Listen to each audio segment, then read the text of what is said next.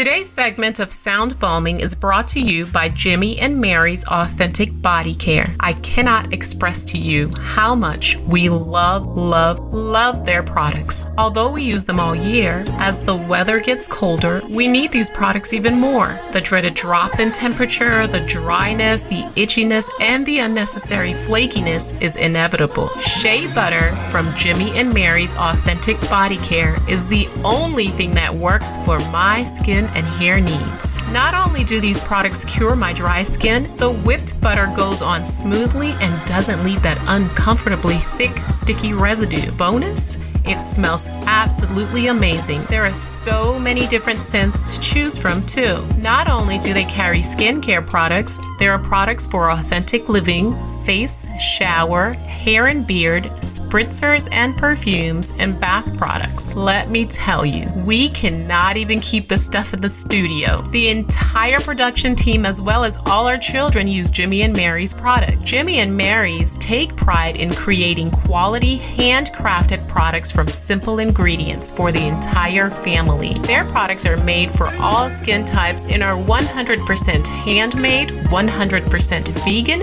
and 100% cruelty-free. Skincare is important. Moisture is key, and keeping our skin and hair hydrated is essential. I cannot emphasize how much we trust Jimmy and Mary's for all of our skincare needs. Hurry on up to jimmyandmarys.com and check out their products. Did I mention service is fast and efficient too? Don't forget to mention that you heard about Jimmy and Mary's Authentic Skincare on Sound Balming. Use the discount code SOUNDBALM20 to get 15% off. That's SOUNDBALM20 for 15% off at Jimmy and Mary's Authentic Skincare.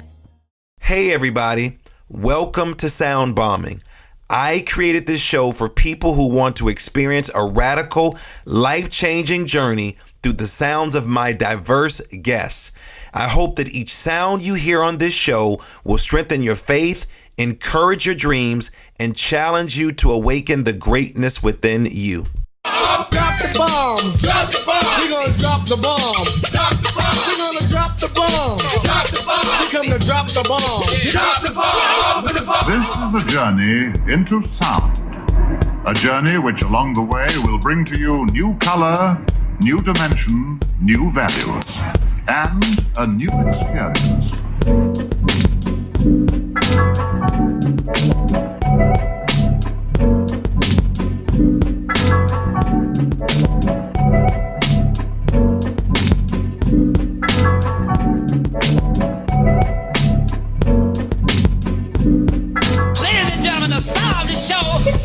Lamar Darnell Shields.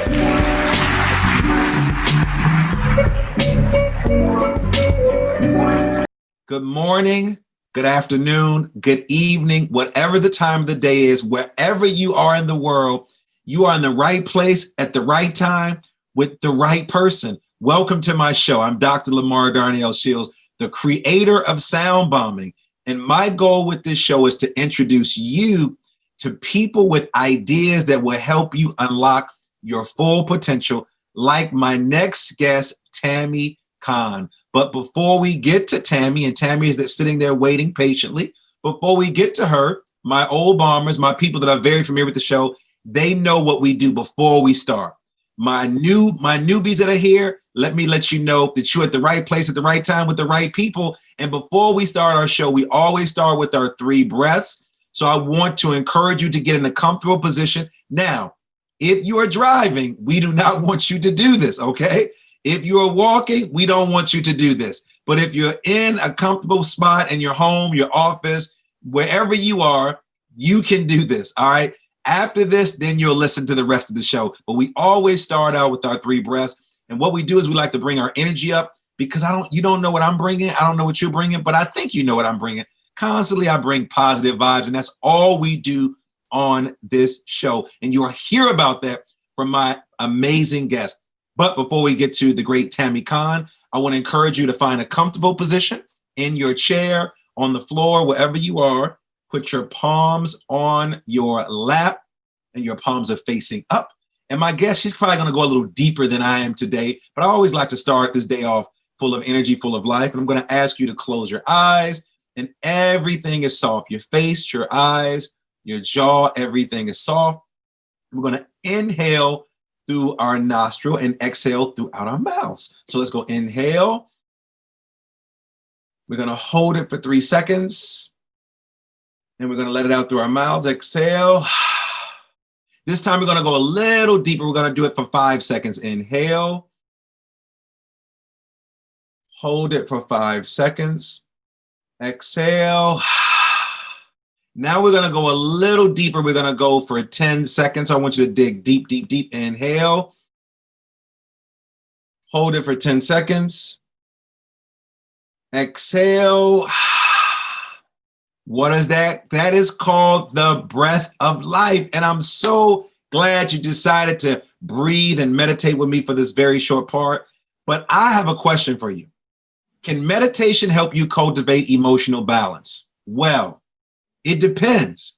Through developing alertness while in a settled state of mind, you might begin to notice things that are trending in your consciousness. If you pay attention to your emotional landscape, you can respond appropriately. But if you are simply relaxing the mind or spacing out and calling it meditation practice, the answer is not so sure.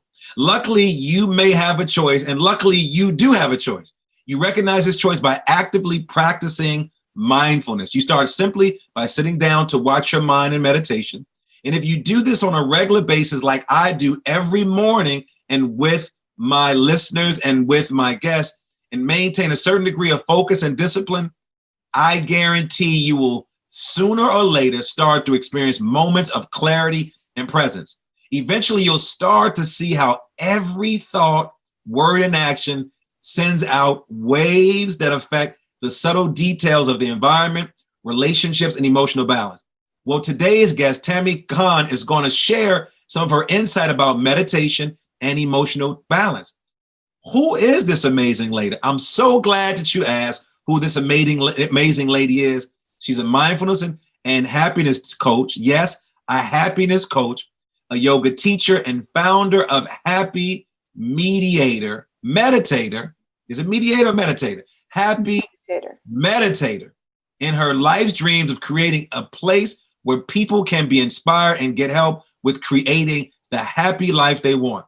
You see, she helps people create a calmer, more mindful, and happy, resilient life. Tamy does this through one-to-one coaching, group classes, and online programs.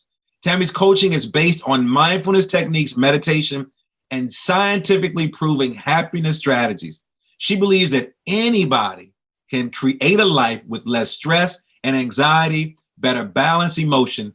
Tamy believes we all have the potential for happiness, and having some guidance in the process can help things fall into place. Tamy is an experienced mental health counselor, group therapist, and healthcare manager. She's worked with families, seniors, and people suffering from depression, dementia, affective disorders, schizophrenia, and addiction problems. And you know what? Today, she is going to be working with you. Tamy Khan, welcome to the Bomb Shelter. How are you?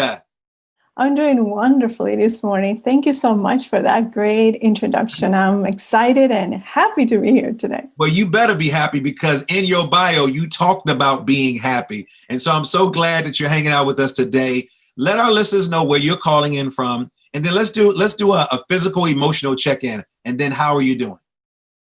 I am in the Seattle area. I'm here talking to you from the beautiful Pacific Northwest. I'm doing great today. My emotions are very present, very centered here with you, and all the positive vibes I'm getting from you to this wonderful call. It's great. Well, thank you. I am so glad that you are feeling my positive vibes. Oh yeah, I'm tingling. Well, let me just tell you this, because we're going to hold your feet to the fire in a positive way, because we know, and you know that I know, because you're watching the news, you're listening to the radio, you're watching TV. Anxiety is at an all-time high. People don't know where to turn. They don't know what to do. They're looking for some illegal and legal substances to try to be calm. They're trying everything, Tamy. And so when we found out about you and your work, my producer was like, let's get her on. So I'm glad that you are feeling the positive vibes. I love the Pacific Northwest. So thank you for joining me today. So let's get down to business. Tamy, why do you believe people struggle through meditation? And I always say this when I'm working with my educators, youth service providers, or anybody who needs some support. I say meditation is simple, but it's not easy. So why do you believe people struggle with meditation? Well, first of all, I think people have wrong expectations about what meditation is. And one of the main issues that I see with people is they struggle with consistency. They know all the great benefits. They know they want to do it. But when it comes to sitting and having a consistent practice, they really struggle. A lot of it, I believe it has to do with our minds trying to resist the process of meditation. People are struggling right now with all the situations we are absorbing from our external environment.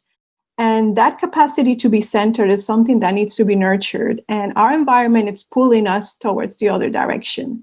So I think that the main reason why people struggle is because they don't know, they don't have the skills to establish this habit of staying centered and developing a consistent practice. And so let's talk about consistent practice. At what moment in your life did you discover, like, this is it? Meditation is what I needed in my life. Talk to us about your upbringing, and then how has meditation supported you as an individual and as well as your current practice of coaching and working with individuals? One of the keys for me when I started my meditation practice is that I was dealing with a really difficult time in my life. It was possibly one of the most stressful times I ever recall going through problems with my health. And at the time, my health condition was not diagnosed. It was a chronic problem. And I was not getting help or any sort of guidance through the traditional methods of medicine and therapy. And I decided to turn within, and I knew about all the benefits of meditation, and I have dabbled a little bit into it. But I thought, not until I'm able to calm my central nervous system, I am going to be able to get out of this fog and these sort of stressful patterns I was coping with. So it basically became my anchor in my life. And as a counselor and someone that has worked in mental health, I know how long it takes for people to reset stress and negative thinking. And when I started meditating, within a few weeks, I could tell the difference in my life so significantly that I thought this is something that is going really deep into restructuring my central nervous system, something that I know it takes a lot longer if we were talking here about group therapy and counseling and all these other methods. So that's how I decided to make that my career and turn towards teaching these methods. And also at that time, I got really deep into positive psychology, studying and researching, taking courses in positive psychology. And I found that within these easy steps that I teach in my classes and my programs, people can really reset for happiness and mental resilience quicker than what I thought it was possible. So talk to me about positive psychology. That's a new concept to some of my listeners. How would you define positive psychology? And how is it just different from just psychology in general? I'm sitting here thinking my psychology class, psychology 101 in high school, psychology 101 in college. I never heard anybody say positive psychology. Yeah. Positive psychology is this field of what I like to tell people. This is basically the science of happiness. So I come from a background of clinical social work, and through my 8+ years in college and during my master's degree, I study psychology and counseling from a very sort of traditional perspective. And it was more focusing on what we can define illness of the individual, the areas that were considered a weakness, and working around those weaknesses. So positive psychology looks totally at the opposite. What are your strengths? What are the things that you have that we can work with to promote more resilience, and it focuses on positive emotions, which is something that most people are not very familiar. We talk a lot about our negativity, but we don't really focus that much on positive emotions and working with strengths. So why is that? Why don't we focus enough on the positive? We spend so much time in the negative area. Well, first of all, we have to think about our genetics and how our brain is structured. So this is something that it's not only that we intentionally do it. There's a component of the biology of our brain and how it works that tends to pull us towards negativity. So that's the first thing I talk to people when it comes to their negative thinking. This is something that it's within us, within our survival system, that tends us to get us to focus more on preventing problems rather than working through solutions. The other important factor that I tend to find it's about mentality and how our culture, and right now in the current situation we're living globally and nationally, we can see how the media, institutions, and political structures pull us towards focusing more on negative things and pulling that bottom of fear within our brain that grabs our attention. So I think it's also part of the aspect of our family and how we grew up.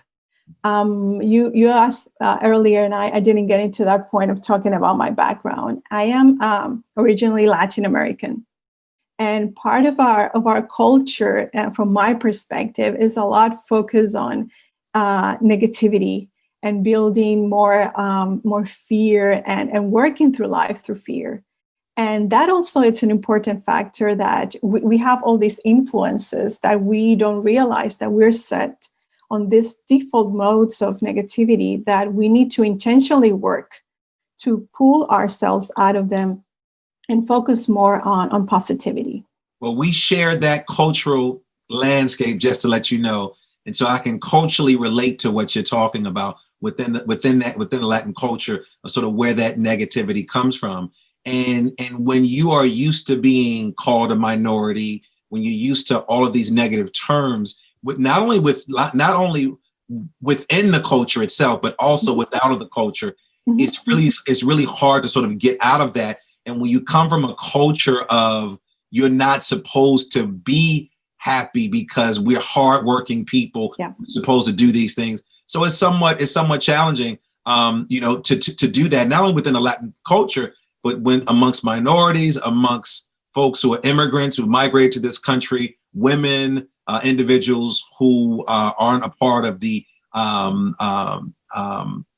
have transgender community, so many different disparate communities who are talked to negatively and then have this sulking feeling about themselves. It is kind of hard to stay positive. It's interesting. I read a book by the Dalai Lama about the art of happiness, and I want to park right there for a second.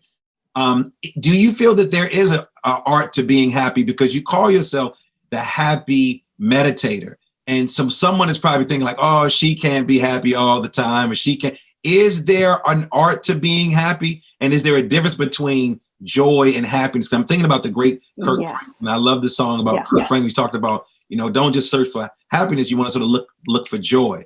So where are you in that conversation? Yeah, well, definitely. I wouldn't call it an art in the perspective that I think an art sometimes sounds to people and something that might be unattainable. I think happiness starts with intention. The first thing I say to people when it comes to happiness, and you kind of touch on the concept of joy versus happiness. So happiness, it starts from an expansion of positive emotions. So joy is only one positive emotion. There is a rainbow of positive emotions. So that's one thing you need to consider. So emotions or states of serenity, calm, what we call, oh my gosh, I forgot this word now, a state of flow. There's so many things within positive emotions that we need to include. So that's one thing. Second, you strike another chord in terms of feeling all the time joy. that is not obtainable. That is not a realistic goal. What I say to people, you focus on well-being and life satisfaction and purpose. So that is where happiness definition should come from. And a lot of the people that are unhappy or feel that they cannot obtain in their lives happiness, it all comes down to a definition of happiness, that it's not working. Basically, people are defining happiness in a way that works against them. And this comes not only from our culture, it also comes from this, I think, unattainable perspective we have about what life should be. And what we think that things in life should be easy. We should always stay within the comfort zone. We don't consider challenges being part of the happiness path. And you mentioned a great book, by the way, with the Dalai Lama and the perspective of happiness.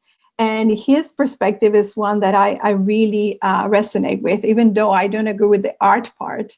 But I think it's also a lot of it, what I mentioned earlier, cultivating positive psychology and the science of happiness. So what role do you think that social media has in individuals not feeling happy? Of course, if you're not familiar, there's a concept of Facebook depression right now, digital dementia, where we're depending upon, we're looking to get these dopamine effects from our phones. And then, of course, the numbers go up and up and up. And they talk about how many hits that you get of, like, it's almost like if you're an addict, you're shooting yourself up with some type of drug. Now we're looking at our phones and we're looking at our computers to try to get these dopamine effects. What role are you seeing now that where social media plays a role where people aren't as happy as we think they are? Because what happens is, in working in mental health, when you start to compare yourself to others and you're thinking that you want to be where they are, and then you find out that they're not actually where they are, what do you have to say for that, for people who are struggling with social media and trying to use it as a way to make them feel a little more happy? And we know that's not true. Okay. I think that's one of the worst places you could go for trying to find sources of happiness. And it all comes from the perspective that I mentioned earlier, and how social media is manipulating our fears, going to find and digging deep on the things we know we're afraid of, and manipulating us in a way to keep us hooked. And as you mentioned, they're using very valuable tools on getting us hooked by coordinating with hormones in our brain that keep us hooked. There's this wonderful book, maybe you might be familiar with, Judson Brewer, who talks about how our brains are getting hooked with all these addictions that we don't consider them serious addictions, but they fit the bill for a diagnosis of addictions. And one of them is social media. And an important factor that I think, with all the deep fears that people are cultivating with our current situation, social media is the place for you if you want to live in fear, negativity, and stay depressed and anxious. Keep doing social media. If you want to grow a life of more positivity, of more strength, a life that feels fulfilling and that brings you satisfaction, limit or totally get out of social media, to be honest with you. I know, and it is really destroying this young generation, and also the older generation. I think we tend to put it on young people so much, but we know the older generation as well, as they're looking for these hits, and when you don't get them, then you sort of lose it. You take a kid's cell phone right now. I'm a former teacher. If you were a parent and I took your son's cell phone, you're like, I can't believe you took my son's cell phone. I hadn't seen you. I hadn't seen you all year, Tammy, and now you're showing up for this. Because again, there's this level of addiction and searching for happiness in those devices. It never does it. When you buy something, you think about this. So you say, when I buy a car, I get happy. But then you get the car, and then the car gets old. Mm-hmm. You compare yourself. You buy a house, get a relationship, but it has to be so internal. With that being said, then how can we create long-term happiness in life? Okay. One important aspect, what I mentioned earlier about the definition of happiness, and you just touch in very well right now, is that we have these misconceptions about what really makes us happy. And we know now from positive psychology and studying the science of happiness that whenever you attach your happiness to external factors, you're going to be doomed to not obtain sustainable happiness. We know now that you need to cultivate strengths, you need to cultivate more positive emotions, and you need to figure out what are the things that are meaningful in your life and put your intentions, your actions, and develop life satisfaction based on those things. It is important for people when they say to me, all those things kind of sound really good, but give me something practical, something I can hold on to. And I say to people, focus on these three things. And I'm going to give you here what I think could be something really quickly that people could apply to be very practical about positive emotions. First, something that I call daily sunshine. So look at the things that give you that sense of flow, or things that spark joy in your heart that fulfill you, and make those things daily things that are in your schedule and you consistently do. We tend to leave the things we love that really bring us that sense of positivity if we have spare time. No, these need to be core and foundations in your life. The second thing I talk to people is cultivating a compassionate heart. So we know, and I'm sure you know from just the getting an idea from the things you like to read, that compassion is a great quality you want to cultivate in your life that brings us a sense of purpose and fulfillment. So your compassion needs to be part of your relationships. So if you want to work on strengthening your loving relationships, your family, your work thinking of a compassionate heart. Whenever you're struggling, don't think about big things. Think about what will be the most kind way for me to live with the situation.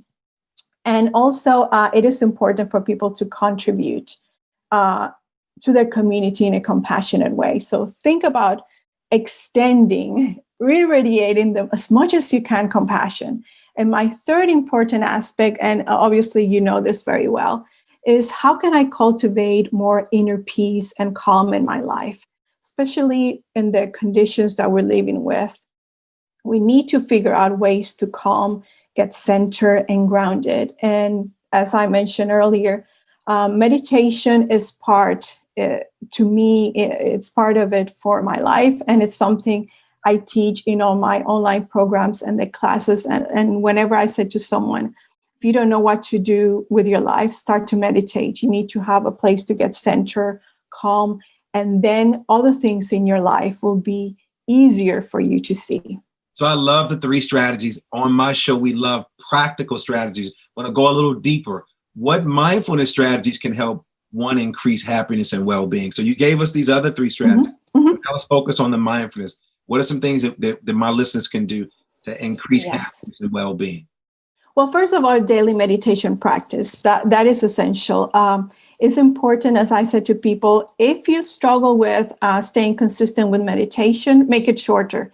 Everyone has 5 or 10 minutes they can spare on the day. So don't think about big goals of doing big things or sitting, for long periods of time. We don't want you to go to like a meditation retreat where you don't talk the entire weekend. We want you to go with baby steps. Yes, baby steps. Like you said, I would encourage you to set a timer. If you have Alexa, like Alexa's in my bathroom, and I say, Alexa, give me 5 minutes. Alexa, give me 10 minutes. Alexa, can you run around the neighborhood for me? Because I don't feel like running. No.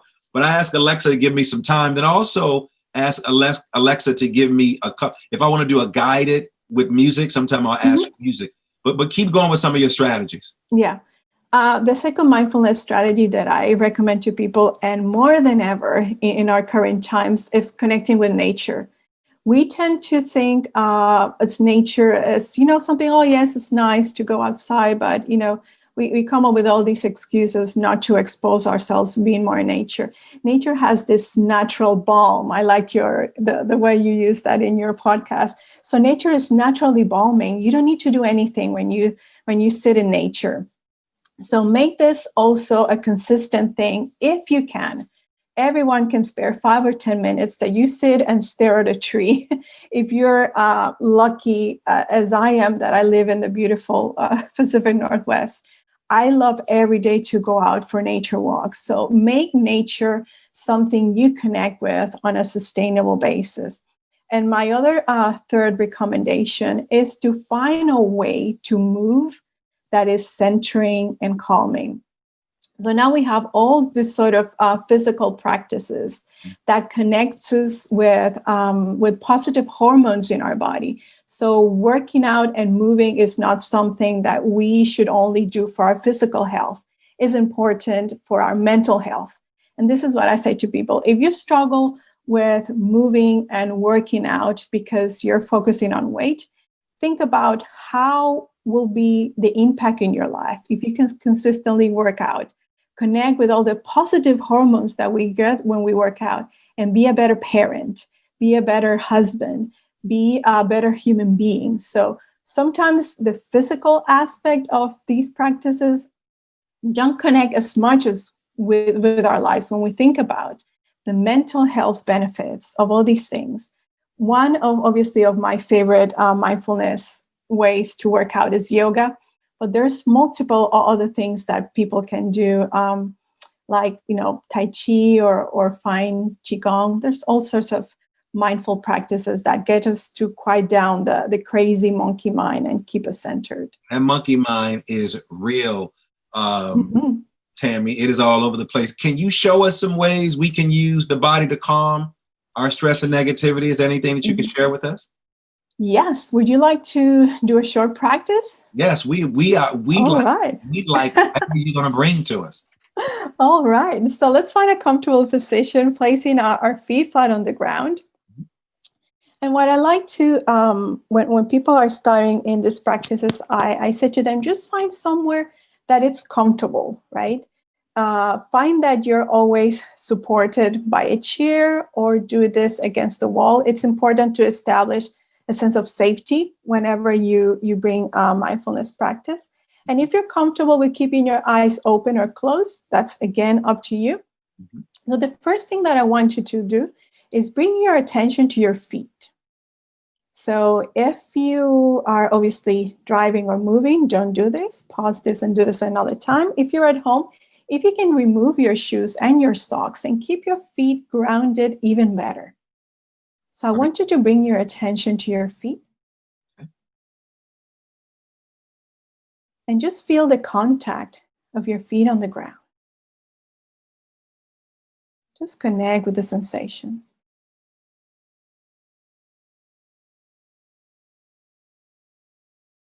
And as you're doing this, bring your attention, and we're going to move through a body scan, going up through the body. So then just pretend that there's this sort of tingling in your feet, that suddenly it's moving, this sparkling sensations moving through your body, coming up to your knees. And just feel like it's almost like your pores and your muscles are starting to wake up. Connecting with your knees. Feel how your body suddenly begins to bring more energy to the upper body. So moving through your legs, coming up. Bring those tingling, sparkling sensations up with energy, all the way to your spine. Now visualize all these sparkling, tingling connections coming up through your torso. Connecting with energy. This sense of vitality moving through your torso, through your spine, all the way up, traveling through each vertebra, coming to your throat.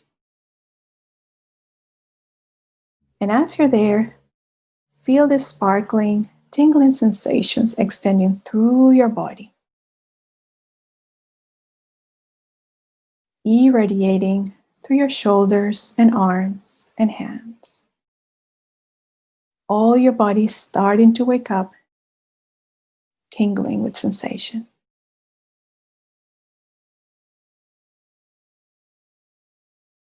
Now come up to your head and face. Notice how things are waking up, tingling, sparkling.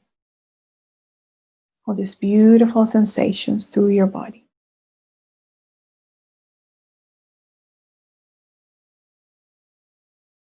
And now visualize all your energy going out of your body. Sparkles of light filling the room you're in. All this beautiful light goes across wherever you are, outside the building, your house, or wherever you are.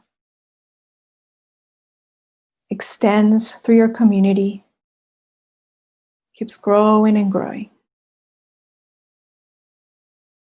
Extending through the world.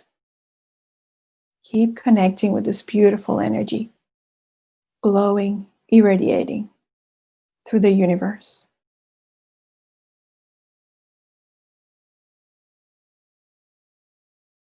And visualize this light, this sparkling light, sending compassion to our world.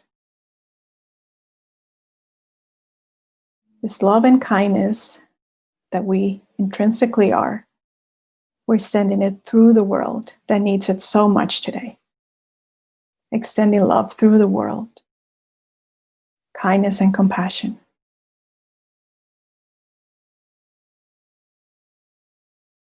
Now we're going to take 3 mindful breaths. Deep inhale through the nose and slowly breathe out. Feeling that connection back to your body and your feet. Grounding yourself back into your chair or wherever you are. 2 more breaths.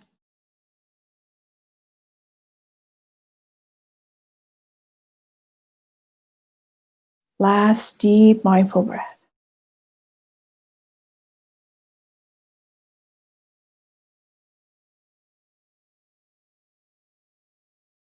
Now slowly open your eyes.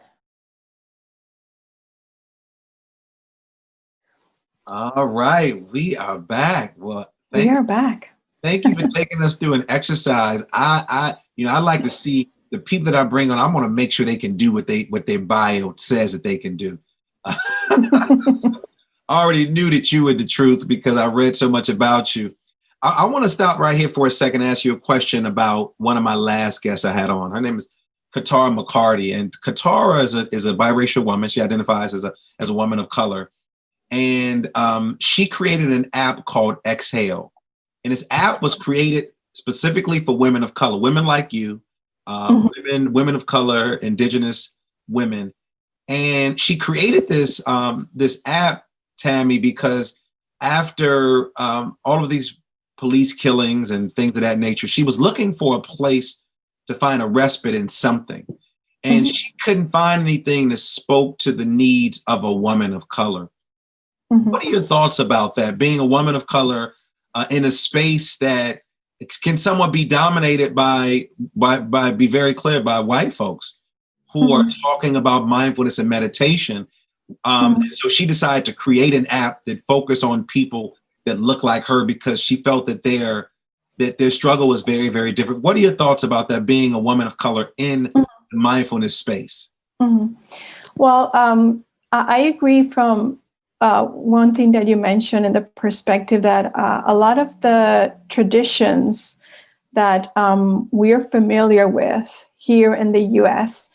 could seem a little bit biased in terms of, as you mentioned, focus on people that may have a white or Caucasian background.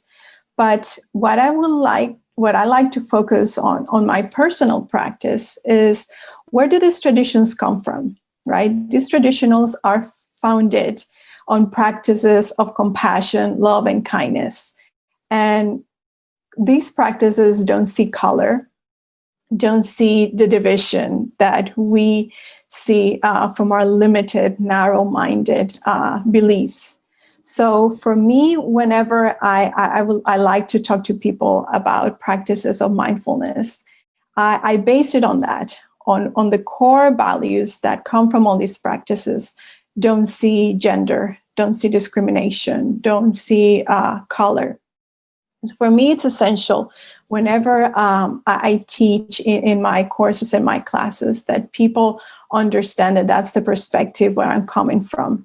And I think when we look deeply at what is within inside us, what is within our hearts, if we really look deep, really deep, we will see that those barriers are all created by things that transcend who we are, by our ancestors and our traditions. And to me, it's all about growing on a daily basis, or breaking all those limiting beliefs. So that's something I also like to incorporate in what I do, working with limiting beliefs. And mindfulness is a great way that we can use to break our prejudices, because we also have our prejudices against other different races or genders, or people with different religious perspectives or sexual preferences. So I think it's important to work both ways as well, not to see ourselves only as the victims, see ourselves and take responsibility to how we also do things that could contribute to creating distance between other people. So Tammy, well said. What message do you have for those individuals who say, oh, I don't have the time, oh, I don't have the money, I'm too busy to sit down and meditate? Talk about some of the strategies that you use personally, and then share with those individuals who are new to the practice, who want to do this, but they're constantly full of tons of excuses about why they don't have the time to do it. Okay. The first thing I ask someone who struggles with establishing a practice is that I ask them to write down, what are the intentions? Why this is important for you? Once you put those things into writing, you realize that this could be something that is worth investing your time in. As I mentioned earlier, start small. And the third big step for people is to establish a routine. And when are you going to really practice meditation? This cannot be a thing that when I remember, when I have spare time. So by starting small, that excuse that I don't have time doesn't really work. It doesn't apply. So fit it in your routine. For me, I wake up, I don't do anything else. I drink a glass of water. I don't even brush my teeth. I sit and do my meditation practice first thing in the morning.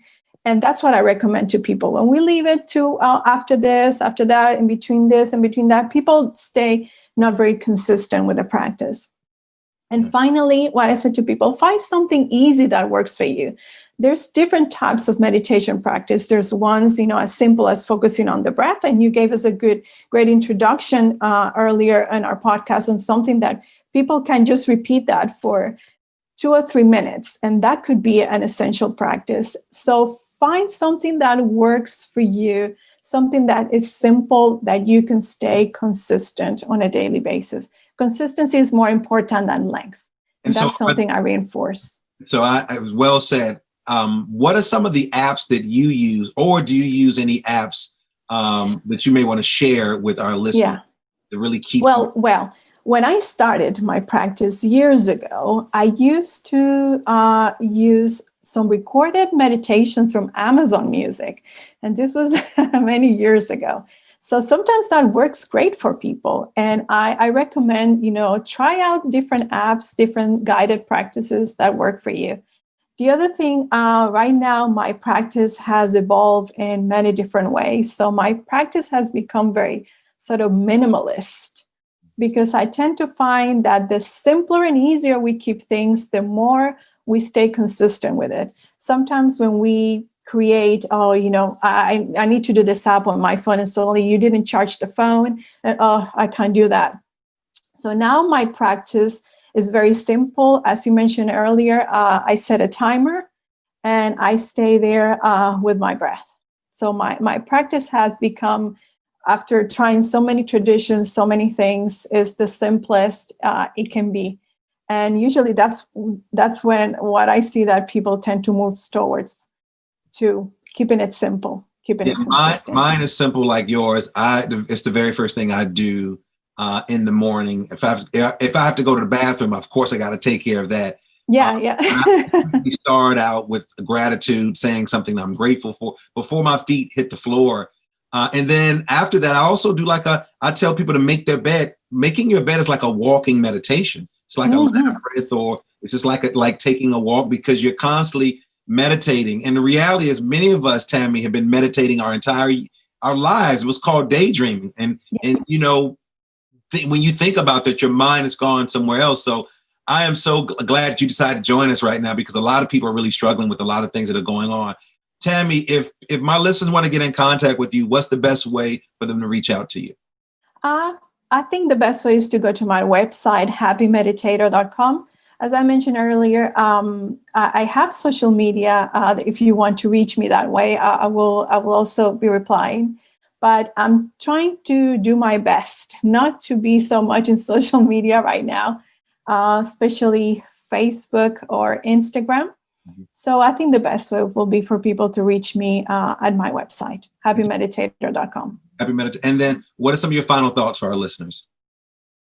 Well, I think people have here a great resource on your podcast. And I think if people are here, they need to keep reinforcing a positive message of staying centered and staying grounded.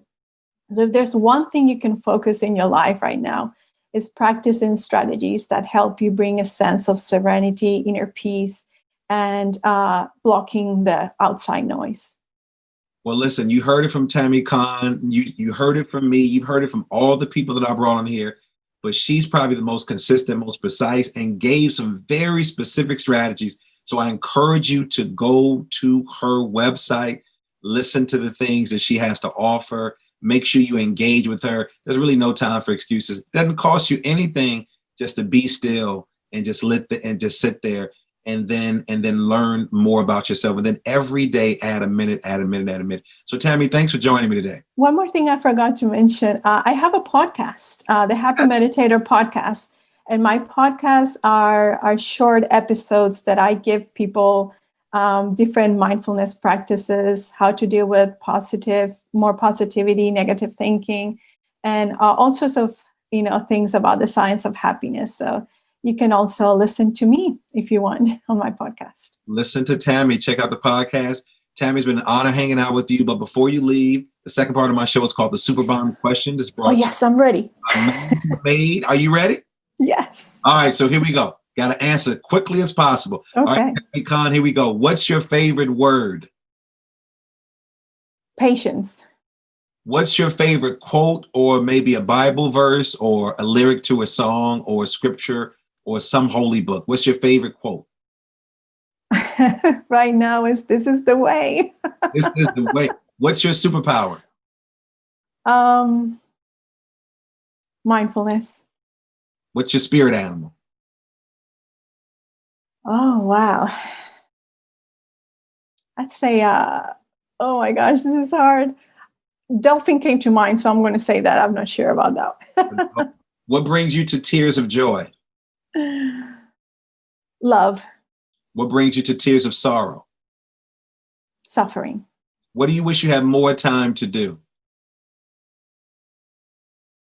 I can't think of anything. I really focus in my life on the things that are important to make time for them. So I'll say nothing to that one. What is the book or books you've given most as a gift, and why? Oh, this Little Gratitude book by Robert Emmons, because it's full of positive psychology tidbits, nuggets, and it's one of the things I recommend people the most, to have a daily gratitude practice. What values do you live by every day? Honesty, simplicity, and spreading love. What guides your heart? Intuition. How do you express gratitude with those you love? With action and words and hugs. If you won the Mrs. America talent competition, Tamy Khan, oh dear, talent B. I'm against Miss America. I can agree with that question. I'm sorry. I want to agree with the stereotyping woman in any way, so I'm sorry. There we go. So, Tamy Khan, thank you for joining me in the Bomb Shelter today. It's been a pleasure and honor hanging out with you, doing breath work with you, meditating with you, and feeling your positive vibes. So thanks for joining me today. Thank you so much for having me. It has been wonderful. Wow. Thank you. So please check Tamy out. And I just want to thank you again. And I also want to thank my amazing engineer, Alexander Blanc, my super duper producer, Nicole Klimpaka, Supremacy for our theme music, and all of you for listening. We cannot do this show without you. So make sure you subscribe, leave a comment, stop being stingy, and go and share me with all of your friends. We're on every platform that you can think of. If you want to know more about me, go to drlds.com. And it's always believed that something wonderful is about to happen, but some people miss the message because they're too busy looking for the mess. Thanks for tuning in, and go out and do something for someone other than yourself today. You've been listening to Sound Bombing. Peace. The Super Balm questions are brought to you by Mountain Made CBD. Mountain Made is changing the CBD game by offering a line of high-dose CBD tablets at an affordable price. Their products are THC-free and third-party tested for accuracy, cleanliness, and potency. Their products, which ship nationwide, include Build for CBD saturation, Boost for precision titration, and Recover for rest and rehab. With 9 years experience in hemp and fitness, Mountain Made's founders are focused on creating a quality product to help those who live an activated lifestyle. Check out mountainmade.life. Again, that's mountainmade.life to find out more about how their products can help you crush life. Remember, their products ship nationwide. Go check out their website today and follow them on social media at Mountain Made. That's the @MNTMADE. Our staff at Sound Bombing uses Build before a morning workout, which helps to push our bodies to a whole new level on a daily basis. Try Build, try Boost, try Recover. Our staff is using these products to enhance our active lifestyle naturally, and we are crushing life with Mountain Made CBD, and you can too. Start today by going to mountainmade.life and ordering Build, Boost, Recover, or the multitude of other products that they have which will enhance your lifestyle. I promise you, you won't regret it.